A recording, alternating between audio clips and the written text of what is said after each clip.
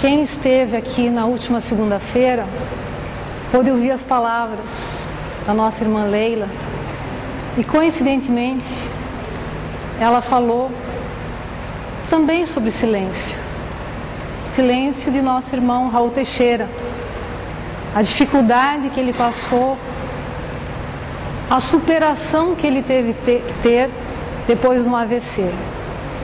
E é muita coincidência, e nós espíritas não podemos falar que exista coincidência, que nada é por acaso, que tenha se dado dessa maneira.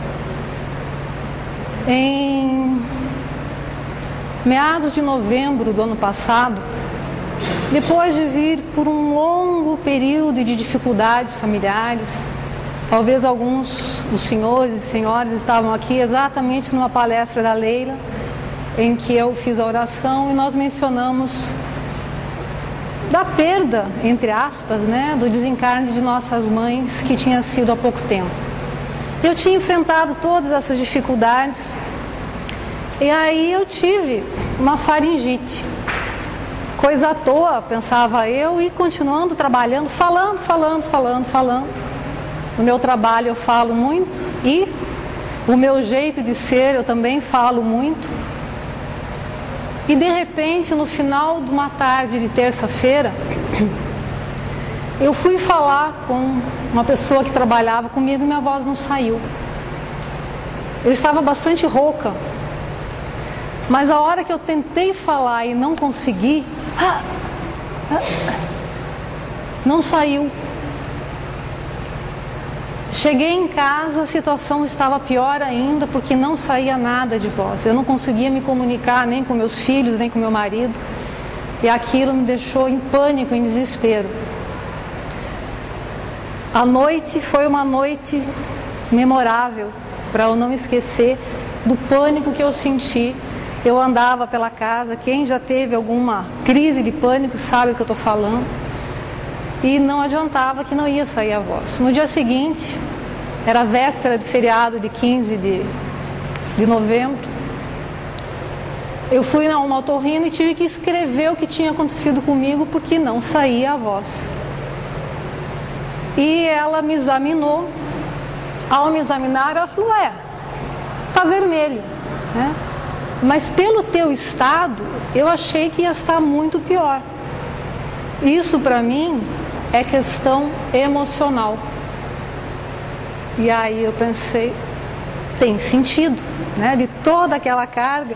E não por menos, nossa irmã Isilda falou: agora se prepare, que foi toda a carga emocional daquele período difícil que eu enfrentei, segurando as pontas, de repente tem que escoar de alguma maneira isso. E lá estava eu sem conseguir falar. A médica me perguntou: você pode ficar sem trabalhar? Como, né? Eu não sei tirar licença, eu não sei ficar doente, que eu tenho que trabalhar. E aí falou: não, mas vem o feriado, você fique pelo menos esses 4, 5 dias sem falar. E aí assim eu fiz. Acabava, depois de 1, 2 dias, já murmurava algumas coisas, escrevia um pouco mais. Eu vim para o nosso estudo de sexta-feira de mediunidade sem falar, só fazendo gestos e tal. Obviamente não pude falar durante os trabalhos, né? Mas isso, gente, mexeu muito comigo, né? O ressignificado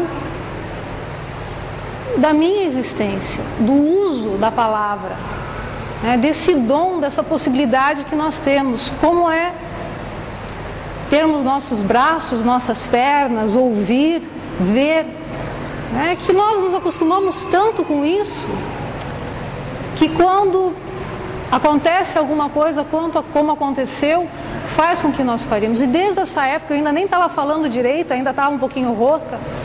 Eu falei: eu quero fazer uma palestra sobre isso, né? E passou, talvez esse dia fosse chegar, e coincidentemente na semana passada a Rita falou: então nós não programamos ninguém para a próxima segunda-feira, que é hoje, para falar sobre silêncio. E não por acaso a Leila menciona, é aqui, deixa eu ver se eu me acerto. Ai. a fala, eu vou passar uma a mais, depois eu volto, do Raul Teixeira no YouTube, que foi no dia 15 de novembro do ano passado, que ele teve a possibilidade de fazer agradecimentos. Quem tiver condição de ouvir, é rapidinho, são apenas 7 minutos. E ele dá uma lição, gente. Ele vivenciou o que ele fala, o que ele faz de palestra. E aí ele vai dizer lá no finalzinho da fala dele: eu estou nas mãos de Deus. Quando Ele quiser, eu falo. Quando Ele quiser, eu viajo. Isso é entrega, né? Nós termos condição de nos anularmos praticamente, no sentido de aceitarmos a vontade de Deus. Será que nós conseguimos isso? Eu vejo quão pequeno que pelo menos eu sou ainda, né? Quando eu lembro do meu desespero de não conseguir falar, Raul Teixeira ficou pelo menos praticamente 1 ano sem conseguir falar. Eu fiquei quantos dias? Né? E isso, não estou me comparando com Raul Teixeira, mas estou dizendo, até me comparando na minha pequenez, né? Porque realmente, para você suportar as provações, essas dificuldades. E aí, quando eu fui me debruçar sobre esse silêncio, né, eu encontrei da Joana de Ângeles essa oração: o silêncio. O silêncio ajuda sempre. Quando ouvimos palavras infelizes, quando alguém está irritado, quando a maledicência nos procura, quando a ofensa nos golpeia, quando alguém se encolariza,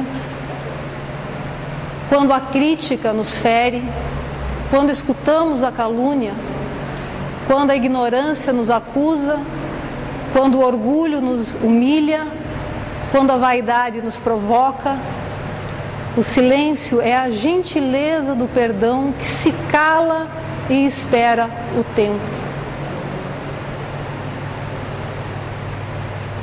Talvez vocês não tenham prestado tanto atenção quanto eu, já que eu estava com a cabeça voltada para o silêncio.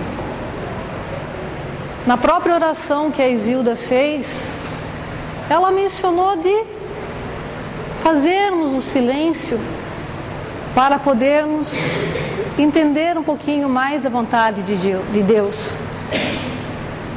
E isso que nós vamos estar aprendendo, esse silêncio interior nosso, que é fundamental para a nossa vida, tão atribulada, tão cheia de obrigações, de momentos.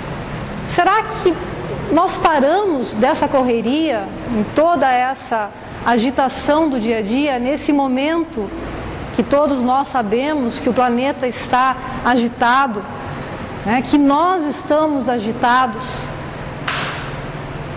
Será que nós estamos realmente parando, silenciando o nosso ser para ouvirmos a palavra de Deus? Para entendermos o porquê de estarmos aqui, o sentido da nossa vida? E o mais interessante do Raul Teixeira é que, se vocês pegarem lá no YouTube, vocês vão encontrar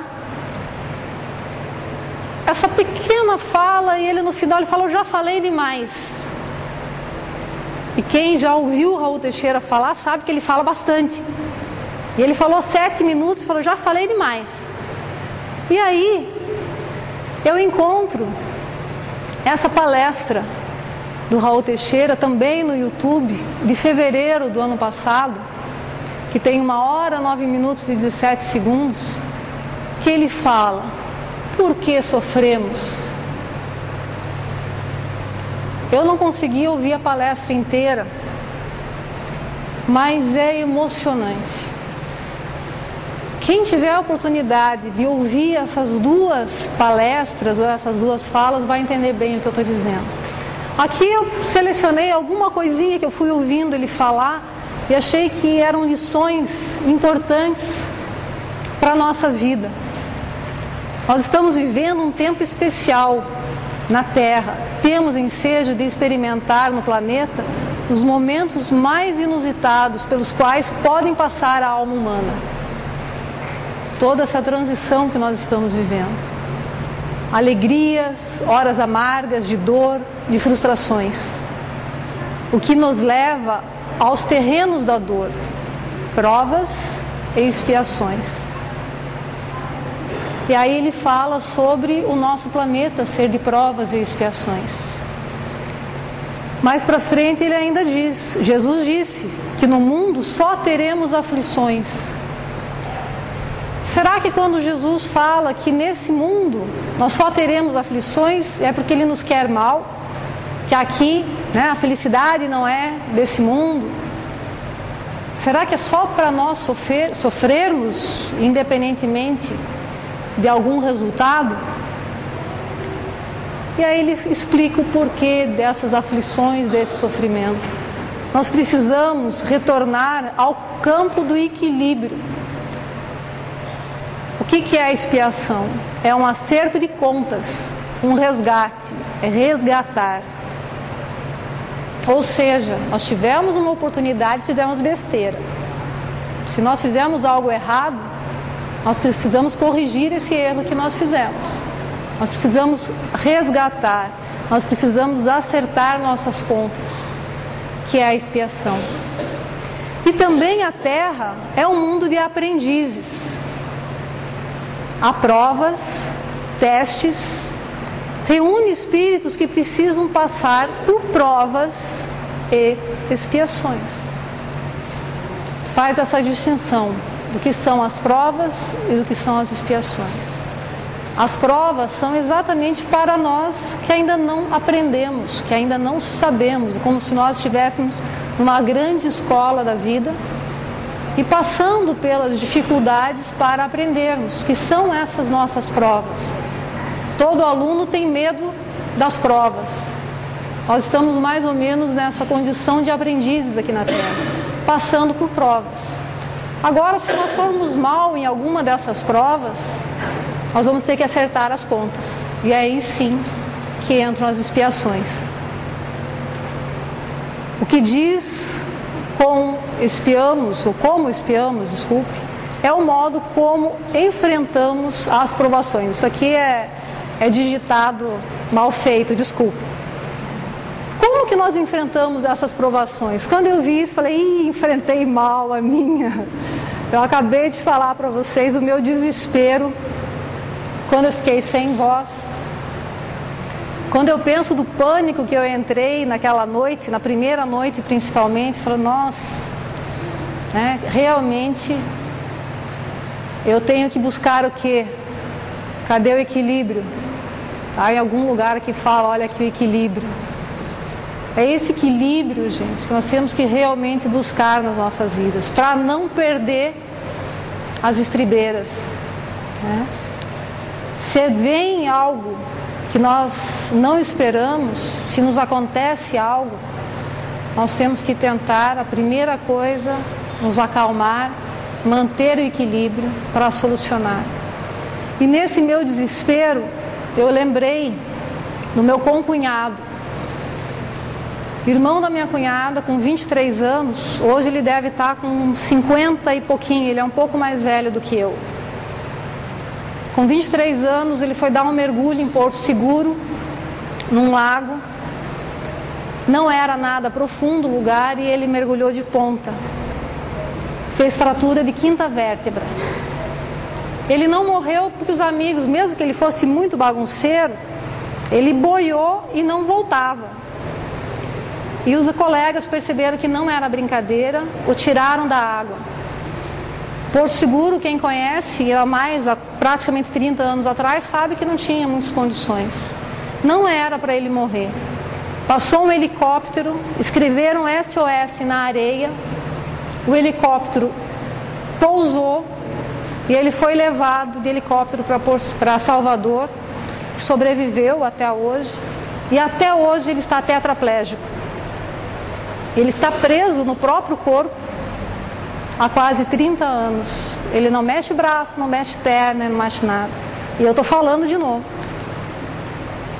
Que provação ou que expiação é essa que o meu concunhado está enfrentando? Não existe no mundo quem seja tranquilo. Sempre haverá pessoas com aflições. No capítulo 10 do Evangelho segundo o Espiritismo, nós vamos encontrar: não julgueis para não ser julgados, porque com o juízo que julgardes os outros, sereis julgados, e com a medida com que medirdes, vos medirão também a vós. Mateus capítulo 7, versículo 1 ao 2.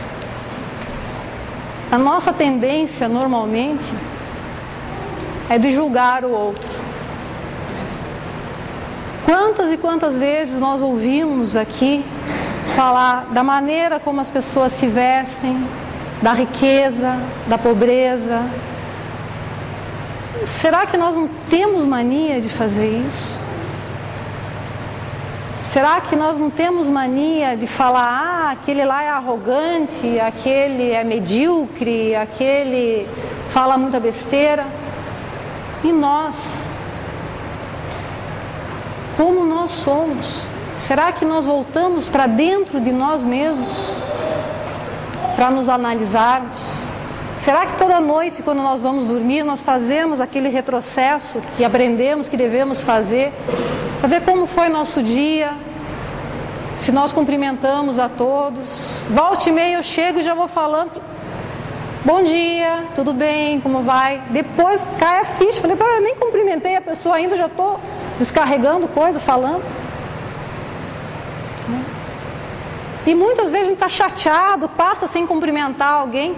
Ih, você viu como é boçal? Nem olha para mim. A pessoa não estava nem aí na hora, deixou de cumprimentar por outro motivo. E nós temos mania de querermos julgar o outro. Tudo isso, gente, vai se somando e vai causando as nossas aflições. Vai nos desestabilizando, vai nos desequilibrando. Cadê a nossa aceitação com o que nos acontece? Nessa situação toda que eu vivi na minha família ano passado, um dos meus irmãos, desde a confirmação do diagnóstico muito ruim da saúde da minha mãe, há 1 ano e pouco atrás, durante todo o tempo da doença até o seu desencarne, meu irmão nunca aceitou. O falecimento dela então foi mais difícil ainda. E eu falo para ele sempre: aceite. Quando nós não aceitamos o que sucede nas nossas vidas, é que nós principalmente nos afligimos mais ainda. A partir do momento que nós aceitarmos, mas aceitarmos mesmo, não é aceitar da boca para fora, nós realmente aceitarmos aquilo que nos acontece, a vida fica mais fácil.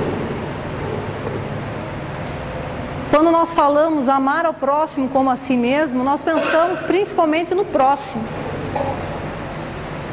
Mas vocês já devem ter ouvido falar que nós só conseguimos dar aquilo que nós temos. Como que nós vamos amar ao próximo se muitas vezes nós não amamos a nós mesmos? Como que nós estamos nesse quesito? Amor a si próprio. Como nós falamos das pessoas que maltratam o próximo, que são sempre mal-humoradas. Será que elas se amam em primeiro lugar?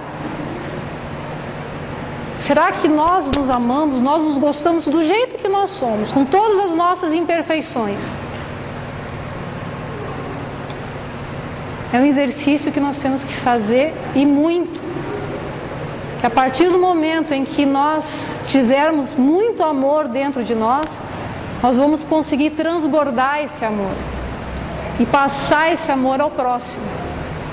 Agora, se nós não aceitarmos e se nós só formos ruminando, se nós só formos odiando cada vez mais os outros, nós vamos estar odiando a nós mesmos. E aí entra, do perdão, de tudo isso que acaba com as nossas vidas. E o livre-arbítrio, onde é que fica então? Talvez vocês tenham reparado que a lição ou a leitura que veio hoje na agenda cristã foi sobre as escolhas. Será que nós estamos fazendo as escolhas certas? Será que nós estamos exercitando, como veio no Evangelho, a lei do amor? Qual é a nossa escolha? Amar o próximo ou odiar o próximo? Amar a nós mesmos ou odiar o próximo?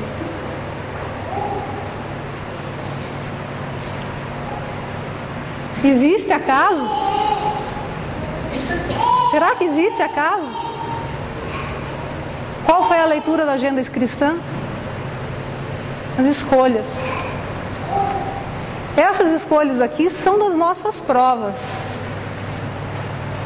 No livro dos Espíritos, no capítulo 6, quando fala sobre a vida espírita, na pergunta 258, no estado errante antes de nova existência corpórea, o espírito tem consciência e previsão do que lhe vai acontecer durante a vida?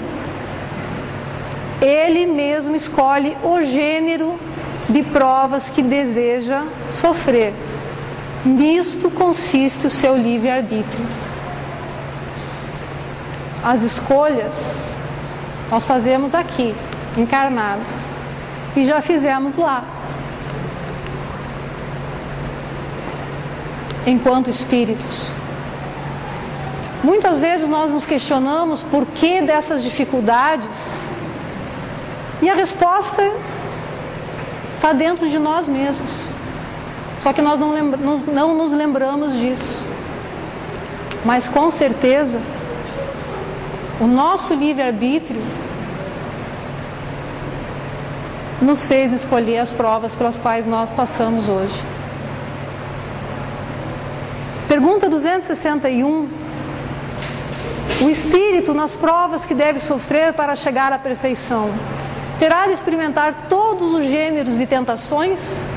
Deverá passar por todas as circunstâncias que possam provocar-lhe o orgulho, o ciúme, a avareza, a sensualidade, etc.?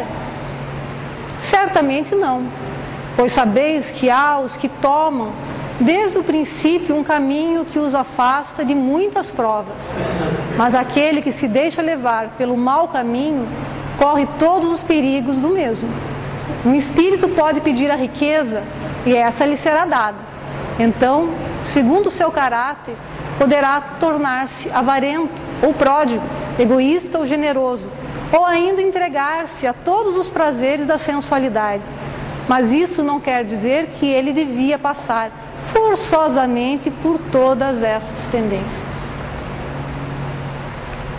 Esse é o nosso livre-arbítrio encarnados. Nós aqui, escolhida a prova, vamos enfrentar de uma forma ou de outra essas provas. Pergunta 262. Quando o espírito goza do seu livre-arbítrio, a escolha da existência corpórea depende sempre, exclusivamente da sua vontade? Ou essa existência pode lhe ser imposta pela vontade de Deus como expiação? Vocês viram que eu estava falando em prova, agora já é expiação. Deus sabe esperar, não precipita a expiação. Entretanto, pode impor certa existência a um espírito quando este, por sua inferioridade ou má vontade, não está apto a compreender o que lhe seria mais proveitoso. E quando vê que essa existência pode servir para a sua purificação, o seu adiantamento e, ao mesmo tempo, servir de expiação. Quanto mais a gente lê, quanto mais nós temos a possibilidade de estudar, mais nós nos encantamos com a maravilha que é o estudo do Espiritismo. Todas as respostas estão no livro dos Espíritos. Em pensar que isso foi escrito em 1850 e alguma coisa. Está tudo aqui, gente. É só a gente parar e procurar. O que orienta o espírito na escolha das provas? Ele escolhe as que podem servir de expiação, segundo a natureza de suas faltas, e fazê-lo adiantar mais rapidamente. Uns podem pôr-se à vida de misérias e provações para tentar suportá-la com coragem. Outros querem experimentar as tentações da fortuna e do poder, bem mais perigosas pelo abuso e o mau emprego que se lhes pode dar e pelas más paixões que desenvolvem. Outros, enfim, querem ser provados nas lutas que terão de sustentar no contato com o vício. Nesse momento em que nós estamos enfrentando todas essas turbulências, e vocês vão ver mais para frente, vou voltar a falar sobre isso, nós estamos vendo, vivenciando a presença de muitos espíritos que nós nos assustamos com a crueldade, às vezes até com a ferocidade. E pergunto, mas como que pode? Nós estamos nos adiantando, nós estamos passando por um planeta de regeneração. Esses espíritos estão tendo a oportunidade de se superar, de evoluir. Se eles fraquejam e não conseguem, eles vão ter essa oportunidade numa outra encarnação. Mas está sim sendo oportunizado a todos eles estar aqui conosco. É aí que nos assustam os noticiários com tanto escândalo, com tantos crimes apavorantes como nós vemos. Olha o comentário de Kardec sobre as provas. O homem submetido na terra à influência das ideias carnais só vê nas suas provas o lado penoso. Por que eu tenho que passar por isso? É por isso que lhe parece natural escolher as que, do seu ponto de vista, podem subsistir com os prazeres materiais. Mas na vida espiritual ele compara os prazeres fugitivos e grosseiros com a felicidade inalterável que entrevê. E então, que lhe importam alguns sofrimentos passageiros, o espírito pode escolher a prova mais rude e, em consequência, a existência mais penosa, com a esperança de chegar mais depressa a um estado melhor. Como o doente escolhe muitas vezes o remédio mais desagradável para se curar mais rapidamente.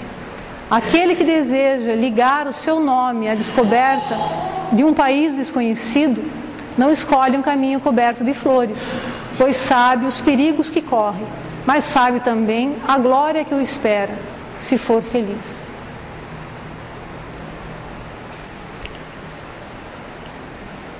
Isso que eu falava com vocês. Um homem pertencente a uma raça civilizada poderia, por expiação, reencarnar-se numa raça selvagem? Esse é ao contrário, né? Sim, mas isso depende do gênero da expiação. Um senhor que tenha sido duro para os seus escravos poderá tornar-se escravo e sofrer os maus tratos que infligiu a outrem. Aquele que mandou numa época pode em outra existência obedecer aos que se curvaram ante a sua vontade. É uma expiação. Se ele abusou do poder e Deus pode determiná-la, um bom espírito pode, para os fazer avançar, escolher uma vida de influência entre esses povos. Só que aí se trata de uma missão, que é uma situação bem diferente da prova ou da expiação. também no Evangelho segundo o Espiritismo, no capítulo 17, item 10, não julgueis que, exortando-vos incessantemente a prece e a evocação mental, pretendamos vivais uma vida mística que vos conserve fora das leis da sociedade onde estáis condenados a viver. Não vivei com os homens da vossa época como devem viver os homens. Sacrificai as necessidades, mesmo as frivolidades do dia, mas sacrificai com um sentimento de pureza que as possa santificar.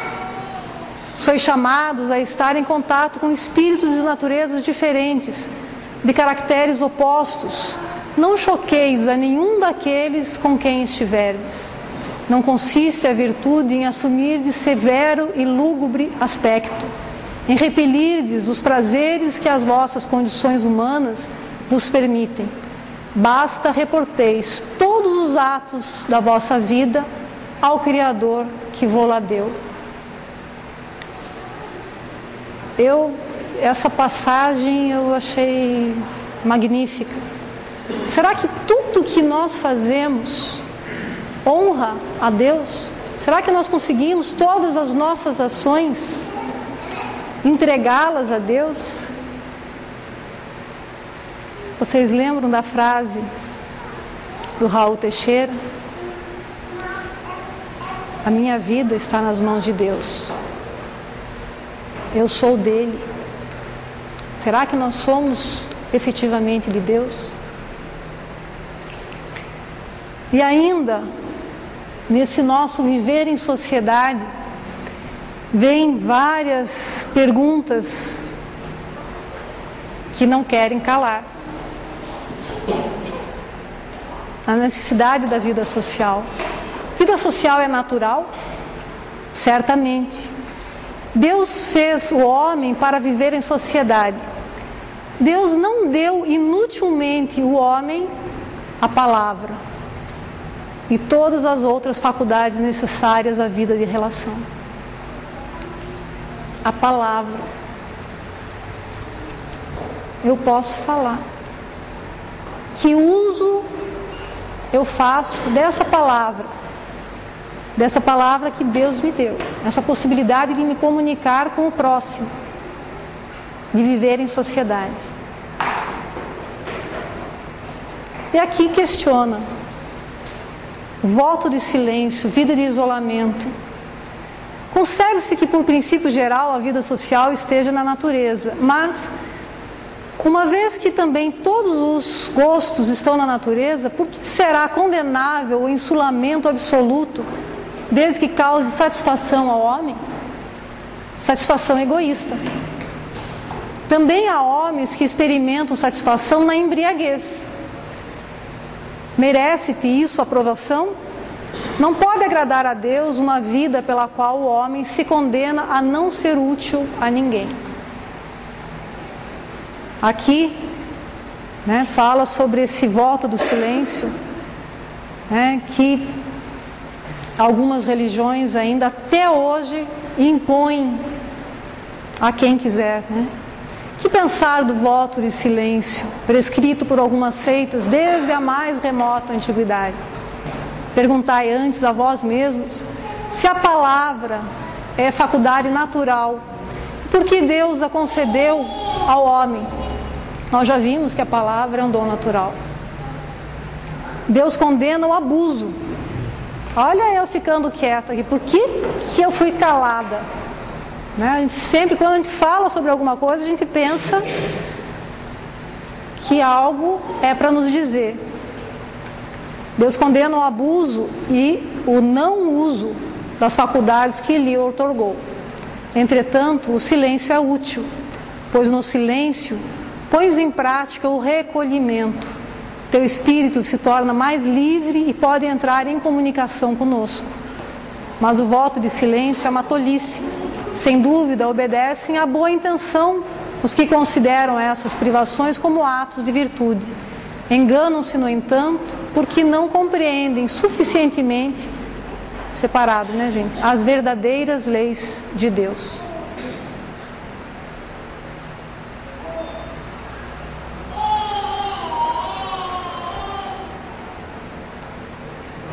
nós refletirmos um pouquinho sobre como nós estamos, e até em cima da própria fala da Isilda no início, desse nosso silêncio interior, para ouvirmos Deus. Eu encontrei essa oração, né, que pega um pouquinho de vários pensadores, de vários filósofos, e assim eu espero que nós possamos realmente refletir nas nossas vidas, como que nós nos colocamos como seres humanos, como seres que têm uma crença, além de cristã, nessa doutrina consoladora, né, no Espiritismo, com esses entendimentos, se nós buscamos cada vez mais o estudo, se nós buscamos o conhecimento.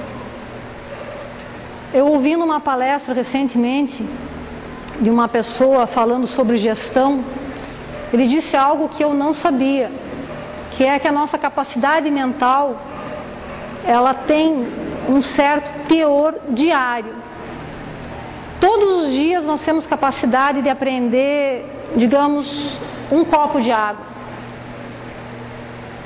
Esses jovens que estudam, que vão fazer vestibular, que estudam, e que chega uma hora, eu não aguento mais, realmente, a capacidade esgotou-se. Aquele dia ele tem que parar. Ele não vai aprender mais do que aquilo. Ele tem que saber parar. Que a capacidade mental nossa, ela é limitada. Mas se nós imaginarmos esse copo de água, até ele transbordar, imagine quanto conhecimento que nós podemos adquirir nesse dia. E se nós não o adquirirmos nesse dia, nós perdemos a oportunidade de adquirir. Porque já passou o dia. Aí nós temos que ter um outro dia, e um outro dia, e os dias vão passando. E os que já estão mais velhos sabem muito bem o que eu estou falando. Eu estou me aproximando lá dos 50 anos. O que eu fiz dessa minha vida até chegar aqui? Será que eu aproveitei para encher meu copo todos os dias? Ou será que eu estou com preguiça? Ou será que eu estou com pena de mim mesma? Será que eu estou estudando? Será que eu estou me dedicando à minha melhoria? Será que eu estou fazendo a escolha certa? Quanto mais falamos no universo, menos o compreendemos. O melhor é auscultá-lo em silêncio. Tao Te Ching. Permita-se um momento de repouso, de tranquilidade. Relaxe. Sinta o silêncio. É no seu interior que encontrarás a paz. Dirija-se mentalmente a um lugar tranquilo.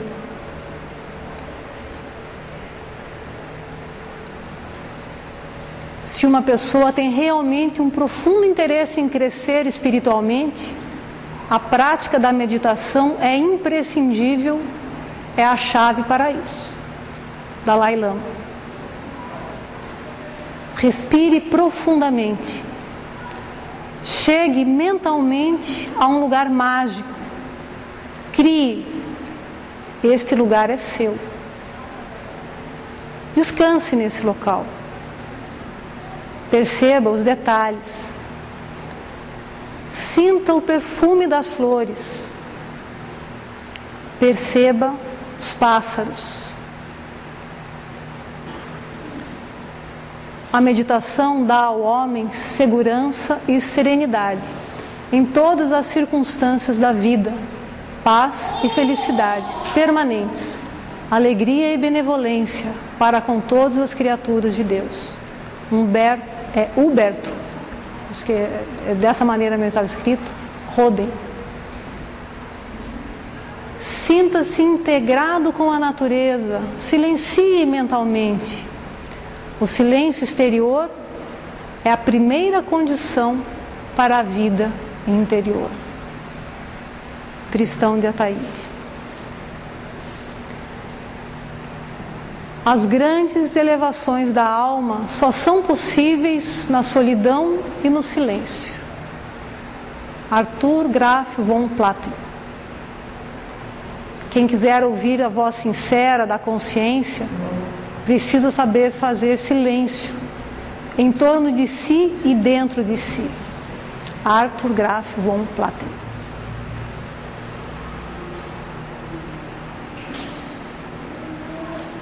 As grandes inspirações são filhas do silêncio, verbal e mental. Quando o homem fala, Deus se cala. Quando o homem se cala, Deus fala. Bert Roden.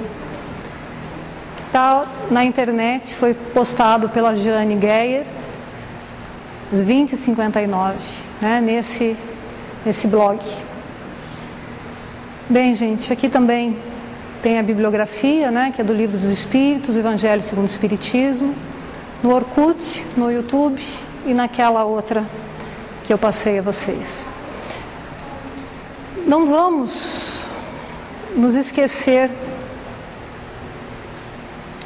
esta semana que continua, né? Pensar em todas essas, principalmente no Raul Teixeira, quem tiver a oportunidade de ouvir a palestra dele, como eu mencionei. Mas não vamos deixar de ouvir o silêncio. Eu espero que todos nós consigamos calar, silenciar, sem ter a necessidade de sermos calados, como eu me senti ser calada. Que nós possamos refletir sobre nossa vida, sobre o nosso dia a dia, e nesse silêncio da nossa alma nós consigamos ouvir a voz de Deus, e sabermos o caminho que nós temos que trilhar para nos melhorarmos e melhorar a todos nós. Que assim seja. Extraordinária, minha irmã Beatriz, que assim seja. Então vimos que através do silêncio é que as forças exteriores espirituais corroboram e contribuem para a nossa evolução. Meus irmãos, temos certeza que estamos saindo daqui melhor do que chegamos. Agora vamos passar para a segunda parte dos trabalhos que eu passo magnético. Meu Senhor, que vá na casa de cada um aqui dos presentes, estenda o vosso véu e sempre nos direcione ao propósito de bem servir. Que Deus nos ajude. Muita paz e luz. Que assim seja.